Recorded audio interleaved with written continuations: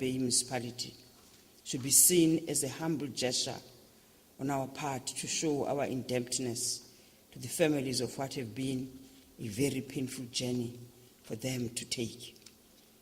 This evening, once more, our hearts and comfort go to the families, the people of the Nelson Mandela Bay, who forever remain indebted to the families who having given a sacrifice to the struggle, their husbands, our fallen comrades. We all know the pain and sacrifices you endured, and families over many, many years. To the esteemed families and relatives, I would like to say, let not your hearts be troubled, for by giving us your great sons, you strengthened the forces of freedom, and by their ultimate sacrifice, ensured that their memory will never pass away. Mandla. Mandla. Yes.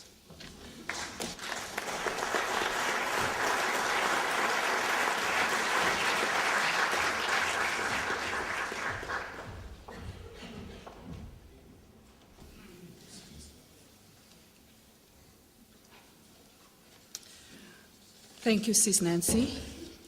We also have amongst us here this evening family members.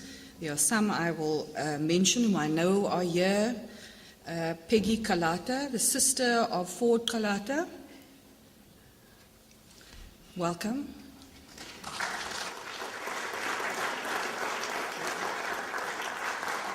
Mr. Mbulelo Goniwe.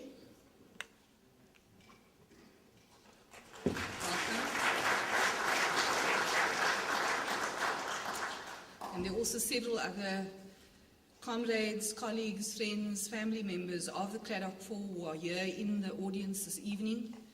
We hope you will get a chance to speak as you feel the appropriate time to do so. It is interesting how one's lives intersect. Many of us sitting here this evening will remember the knock on the door after the funeral, the midnight knock by the clad policeman. So we will have a chance to talk about some of these things because it is important. It is important to have these courageous conversations that help take us forward into our future while we remember our past. Are there any other family members of the Cradock 4 present here this evening? There are some in the audience. Do you want to identify yourselves? Gonewe at the back, welcome. I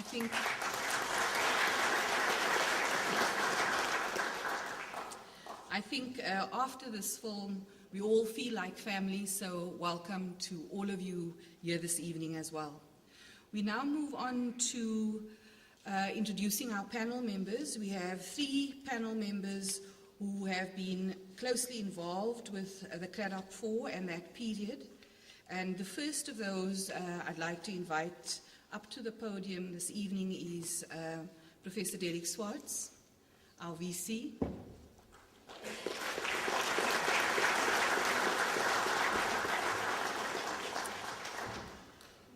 You will have a chance to introduce himself and say a little bit about his memory of this time. But let me give you an unofficial and an official introduction to our Vice-Chancellor, if anybody is not familiar with him. Derek Swartz, currently the Vice-Chancellor of Nelson Mandela Metropolitan University in PE, assumed this role in 2008 after serving as the VC and Principal of the University of Fort Hare from 1999 until 2007, leading that university into a period of reconstruction and development. He was born in Port Elizabeth, South Africa, and is a sociologist by training with a BA degree from UWC and master's and doctoral degrees from Essex in England. The unofficial piece that I think is a fitting set of facts that I think many people don't know about him. That before Derek went into exile, he was the regional secretary of the UDF. He was a member of the regional committee and worked with other regional UDF leaders such as Matthew Gonewe, Henry Fuzzy, Edgar Ngoyi, Stone Cezani, who is here this evening, Stone, Googs and Quinty, Gisele Jack, whom we saw in the film as well. When the state of emergency was declared, all these leaders were detained, those sitting here in the audience as well, most of them at St. Albans Medium Prison. A colleague of his says that he remembers Derek not as a rally person. He was a planner, organizer, and administrator of UDF affairs. That's how we know him at NMMU as well. And even during these difficult times, Derek was an active teacher, highly committed to people's education.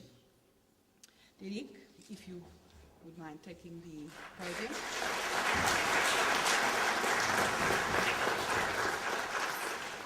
The second person I'd like to invite up onto the panel is David Forbes, the filmmaker.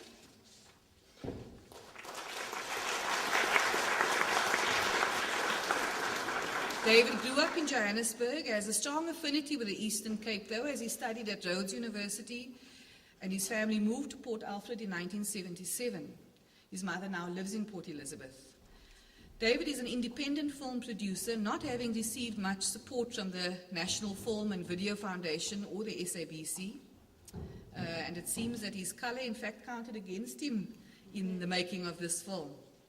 The film has been meticulously researched and took 7 years to complete with funding from his own pocket, a real labor of love.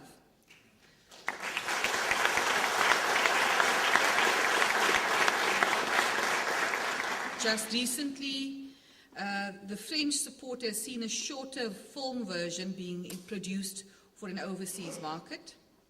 And although David was a student activist, he did not work with the Cradock 4, although they were contemporaries. David, welcome, and we'll give you a few minutes to speak a bit later on. And then our third panelist is Peggy Kalata. Peggy. Peggy is Fort Kalata's sister. They are both grandchildren of the Reverend James Kalata, whom you saw in the film. She's busy writing a book about her father, and Fort will be prominent in the book. Peggy has served on the Eastern Cape Provincial Arts Council and presently works at the Opera House. She's engaged in the Sikonjela, or Swallows, project. Welcome, Peggy.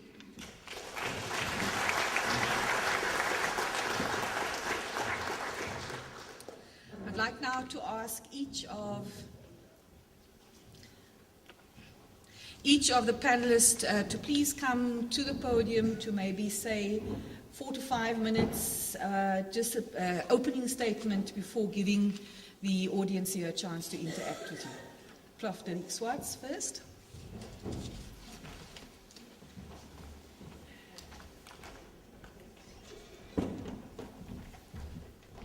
Good evening, colleagues, comrades. I didn't know that this is going to be so hard for one to reflect on because of the intensity of this film that was made and the awakening of memories that have receded in one's consciousness with the passage of time. And I guess that thing about human beings, if they want to cope with contradiction, is to probably bury the worst of their memories so that they can get on with their lives, so to speak. But it never goes away. And I guess if memory is the gift of history to make us grapple with the present, then it's a very difficult mixed blessing that it bestows upon the present, because it's so deeply intertwined with our lives and the way we live our world currently and the way we think, that we just cannot simply escape the past as well.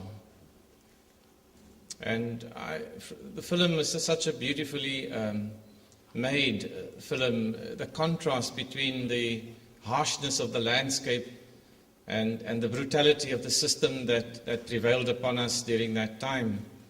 And in some way, in socio-economic way, still continue today to do so, brutalizes large swaths of our people, millions of our people still living in poverty and marginality.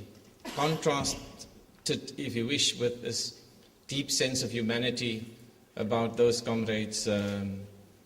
I thought it was wonderfully, beautifully made, very difficult film to have made.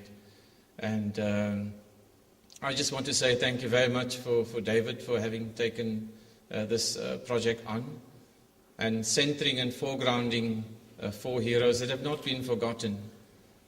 But it is true that their memory still lives on in the present. And I think if one looks at the circumstances and what many of the people articulated in the movie, we can still say the same thing about black education in our townships. We can still see the bleakness of the townships and the landscapes in the rural communities. We can still see the poverty. This is 25 years ago. It seemed just like today. And in many sorts of ways, we haven't transcended the dream that comrades like Comrade Matthew and others had about this as well. And if there is something that we have responsibility to for the future, it is to begin to change the nature of our world so that we can make that political promise match it in economic and social terms. And we can give young people, and every one of us, a stake in the system. That would be the best tribute, I would imagine, for the legend and the memory of these comrades that have passed. But it is difficult, and I must confess it was been very moving experience to have watched this film for the first time, and I just wanted to thank David and the people that have worked with him on this important project. Thank you.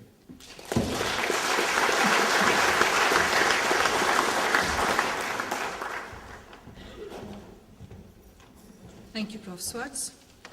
I'd now like to ask David Forbes to please come and say a few words, an opening statement.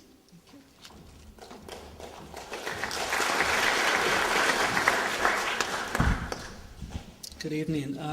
I didn't know that I would have to make a speech this evening, so I haven't made any notes. I just want to say that I first of all want to thank the university for providing this opportunity and this platform to show the film publicly in this region. We are planning to show the film in lots of small towns. We're planning to show it in Cradock, and I'm hoping to have a cinema release in PE later this year or early next year. So it will be seen more widely, hopefully. But I'd really want to thank the university for making this opportunity, because I think it's a wonderful opportunity. And I also want to just say thank you to the families. It was an absolute privilege and an honor to work with them. They were all incredible people, generous, and it was incredibly difficult to have to ask them to relive those experiences for me in order that I could bring this story to the world. So it was an extraordinary journey to make the film. It took me 7 years.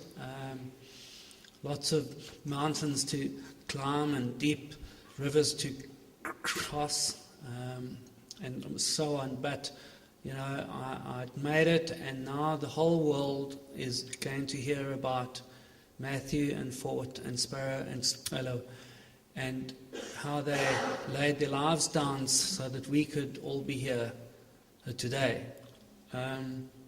It might just be pertinent to mention at this point that if the proposed Protection of Information Bill, which is now before Parliament and being debated widely in the media, if it was law, if it was made law,